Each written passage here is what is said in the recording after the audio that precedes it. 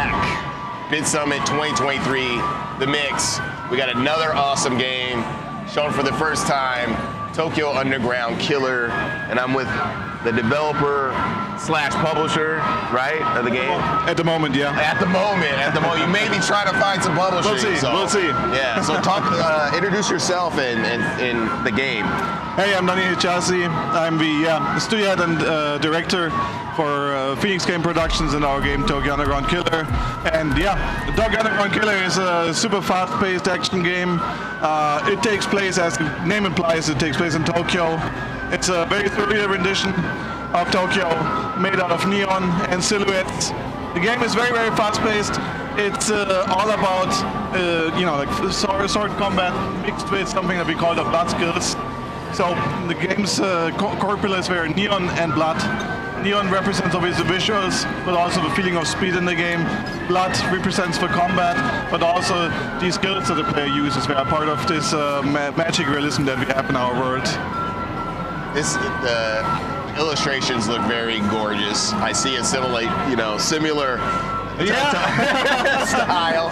That looks like Hanzo a bit, the character. Yeah. That's him. That is Hanzo, yeah. That is cool. This is super awesome. So he's the art director for our game. Yeah, awesome. Yeah. Looks great. I'm gonna jump into right into the game. Yeah. Right? Let's see. Knock yourself out. Oh, sick. All right, this looks extremely awesome. Yeah. All the levels that you see in the game, actually, they are to a certain degree based on real locations in Tokyo. Really? Yeah. So this year, the Robot Club map is kind of based on part of Shinjuku, Kabukicho. Okay. Yeah. Wow. Oh, that's grimy. That's really grimy. So this guy got splattered. Did he fall from a building? Like what? Well, I mean, he crashed against the car. Okay. So if you watch the whole sequence, then you see that. Yeah. All right. So I think it's also in our trailer that we released. Yeah. Yeah, for sure. All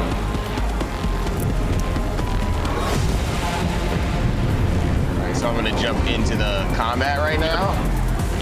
Boom. So the idea is generally compared to other FPS, we have smaller, more focused combat areas.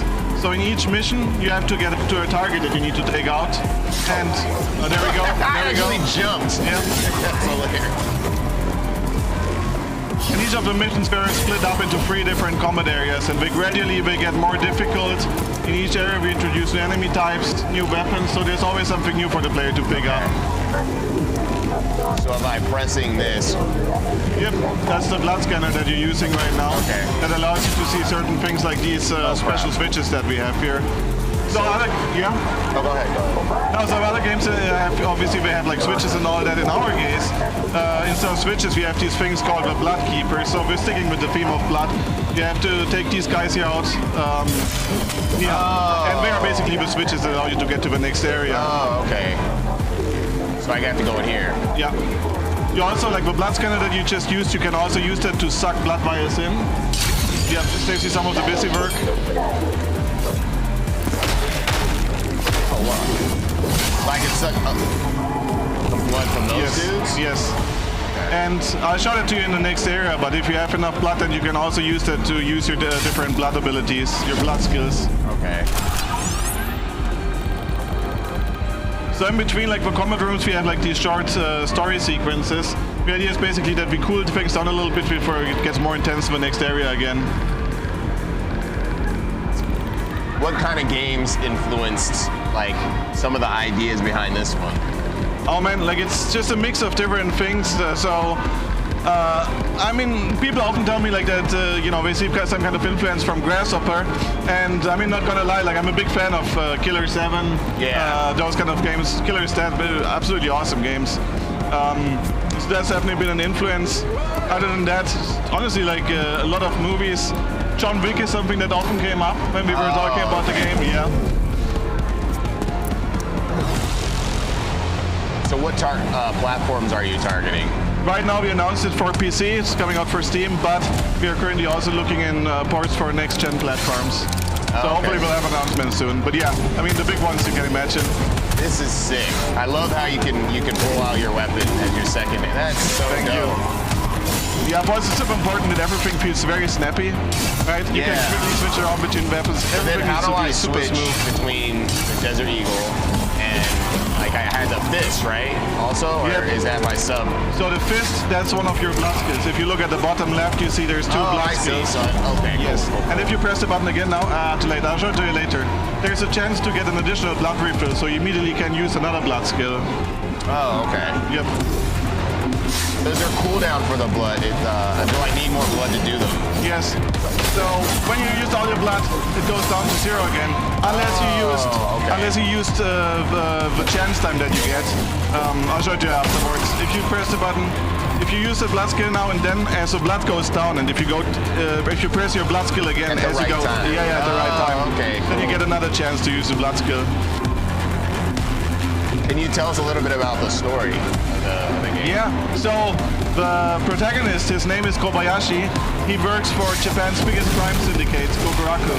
And he's an assassin with supernatural abilities, so all the psychopaths that are in the underground of Tokyo, he's basically taking care of them for maybe not even the right price. He's actually pretty cheap, all things considered. So that's the thing, like he actually wants to get out of this whole thing. He wants to live the simple life in Okinawa.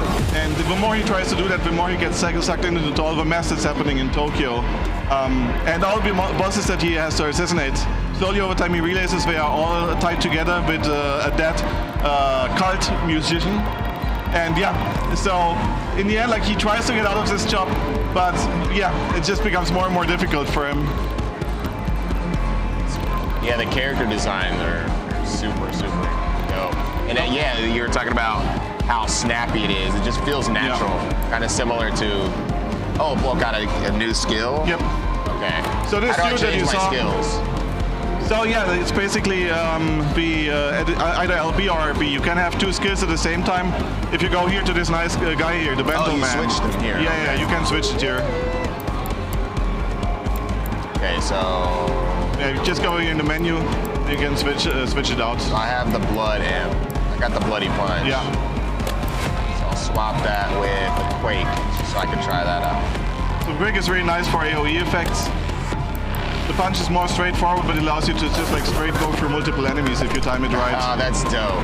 Yeah. Bento. So how do you get your so do you purchase the bento, the food, or you It's just for has free. it? It's for Oh, free. okay. Bento Man is a super nice dude, but you only get one bento per save area. Oh, Yeah. okay, cool. All right, so and then where do I should go this way.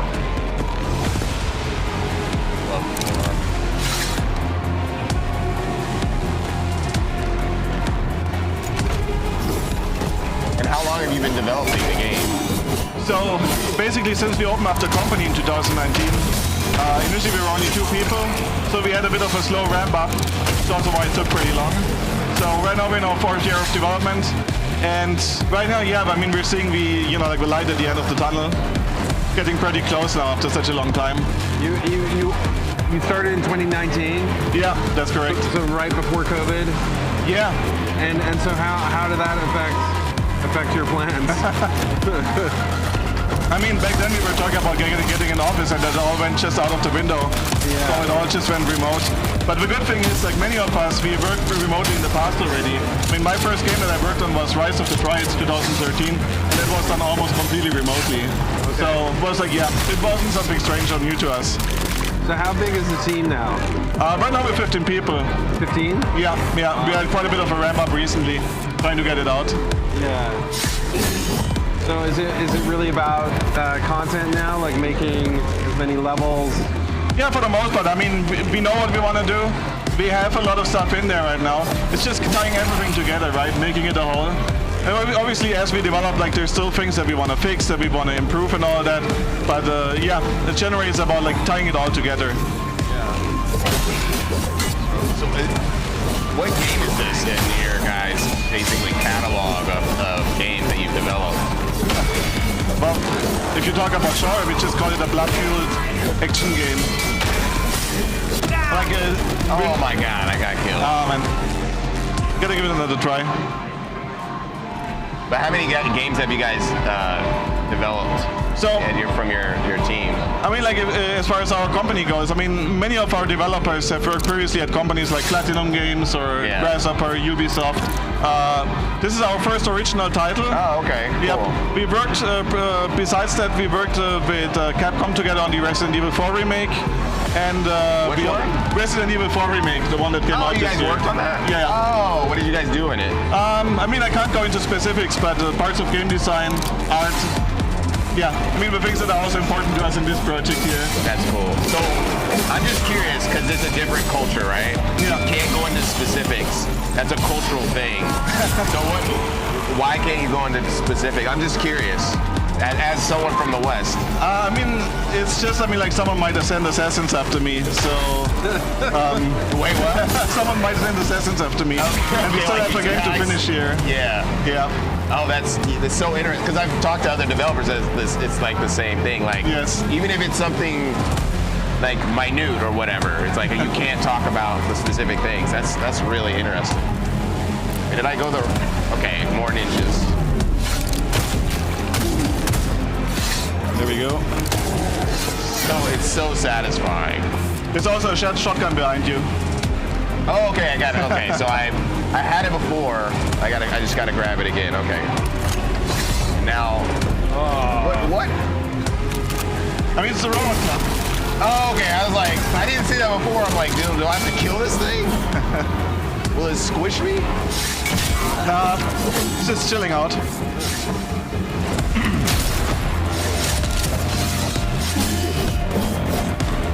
But yeah, I mean, like, whether you use your sword, your sub-weapons, or your blood skills, it really depends on the types of enemies. So these guys here, they have like these blue-colored shields, right? Yeah. So they're pretty strong. So if you just slash them with your sword, it's going to take quite a while.